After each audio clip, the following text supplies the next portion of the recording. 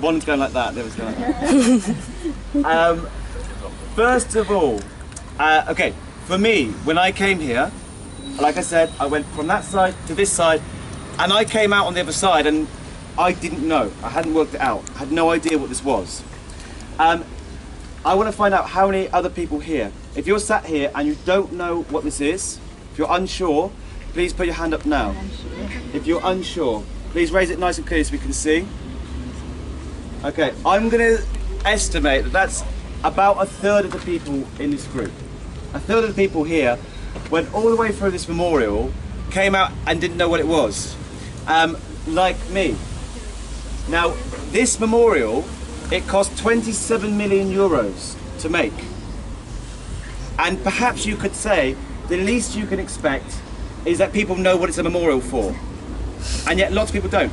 And honestly, this is one of the big criticisms of this piece. This is one of the most controversial and criticised memorials in the whole of Europe. Especially when we consider what it actually is. Now, does anyone know what this memorial is? For those of you that know, yeah. Okay, I was hoping you were going to say that. I reckon a lot of you here think that this is the Holocaust Memorial. And it's not. Even in guidebooks, it will say the Holocaust Memorial. Yes, well, this is the official title is the Memorial for the Murdered Jews of Europe. Okay? And the reason that's not the Holocaust Memorial is because the Holocaust is something that persecuted many different social groups, not just Jewish people. Okay? We're talking about people with disabilities, homosexuals, political opponents, Sinti and Roma groups, and Jewish people. Now, all of those different social groups I mentioned, they have their own individual memorial. This is individually for the Jewish persecution.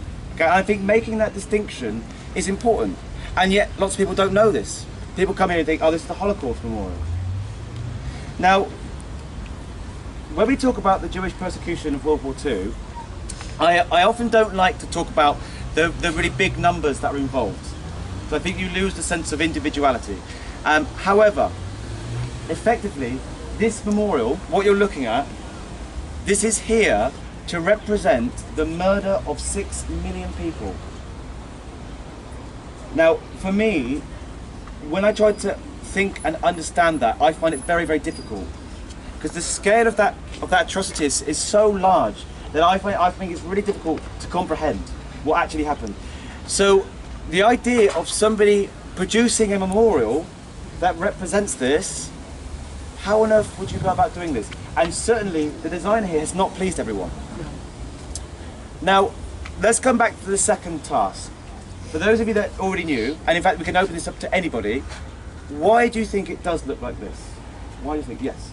Because it represents the diversity of people, like the ages, it shows the depths, so it's like maybe the troubles that they could go into and you can't really see it.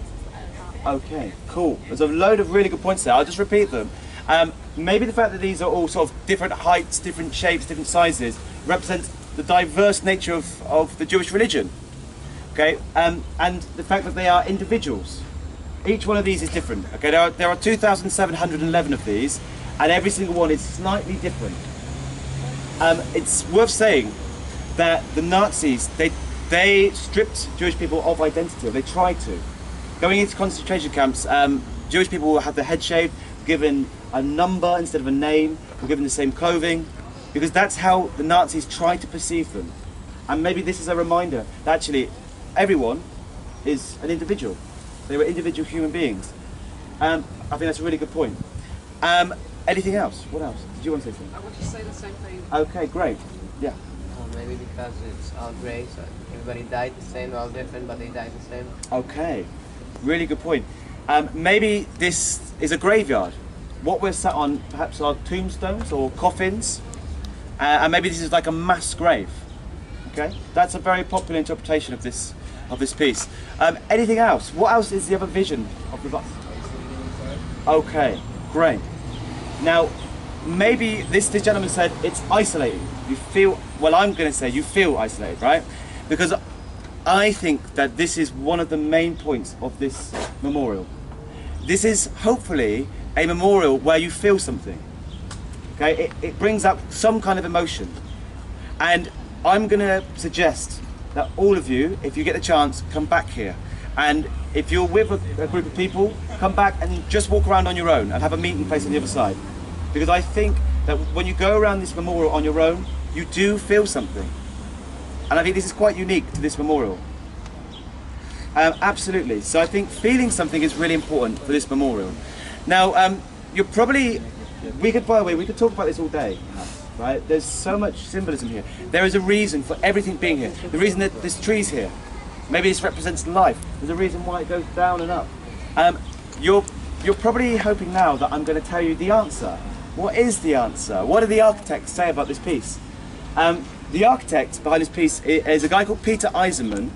He's from New York, and he has never explained this piece. So we don't know. We don't have an explanation. Of course, he was asked many, many times, please tell us what you were thinking with this piece. He has never gone on record to say. In fact, this is a very unique memorial in so much as there's very little information around here.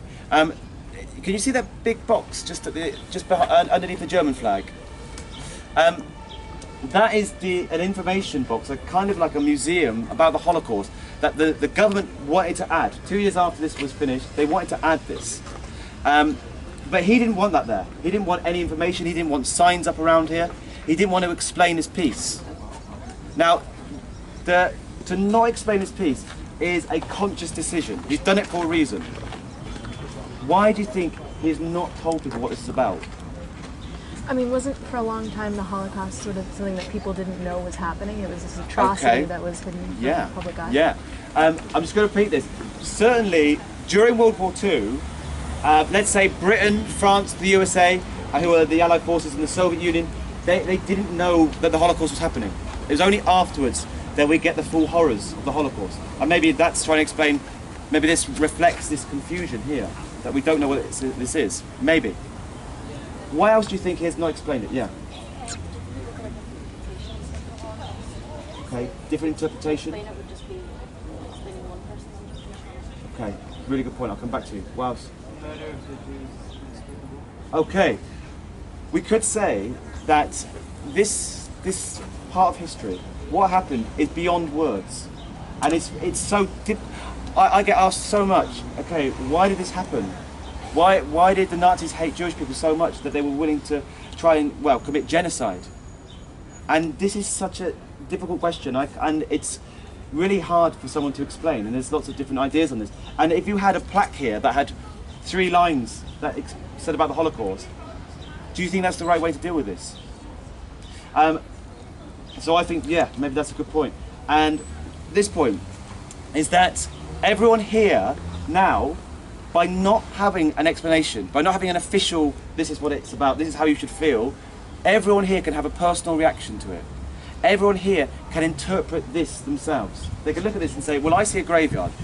And other people say, well, I see diversity here. And that's the point of this. It is so that when you come here, you think. Right? For me, this memorial is about 2 things. It's about feeling something, and it's about thinking. And the lack of information makes us think more. And I think that's true. And for me, that's why this is such a success. I believe this is a really amazing memorial and really effective. The other big criticism, and this is the last thing we'll say, I know we probably want to move on, but the other thing I think is really important to say is that there was a criticism that people come here, millions and millions of people will come here each year, and you will walk through and no one is any educated about the Holocaust. There's no information here, and people say, well, isn't this a real waste of an opportunity to educate people? Tell them what happened, tell them what the Nazis did. Now, I really agree with this. I think we should all know about the Holocaust. If you're sat here and you are thinking, actually, I don't know very much about the Holocaust, okay, and that's absolutely fine, but you can find out if you want to. You can, in 2014, you can find out about the Holocaust. You don't need it to be here. For instance, in Berlin, there are 4 museums that talk about the Holocaust. You can find out all the information you want to there. There is a former concentration camp in the north of Berlin called Sachsenhausen. If you want, you can go there and you'll learn all about the Holocaust. You can go home tonight and go onto the internet, type the Holocaust into Google, and you'll find out all the information you want about it. What I'm saying is that to know about the Holocaust is not the responsibility of, well, either me or the designer here. It is our responsibility, right? We have to take this on. And I think the only thing that we can do with this part of history, because we have to accept we can't invent a time machine, we can't go back and change this. So what can we do? Well, I think we can never let it be forgotten. We can learn about this side of history. That's our job. And we can learn from the mistakes. That's all we can do. And I think that's what we should do. And if you see this and you become inspired to go to a museum or go to Sachsenhausen or go onto the internet, then I think, again, this is successful.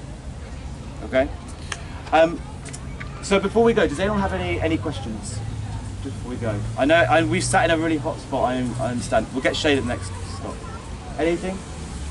Okay, cool. In that case, we're going to move on.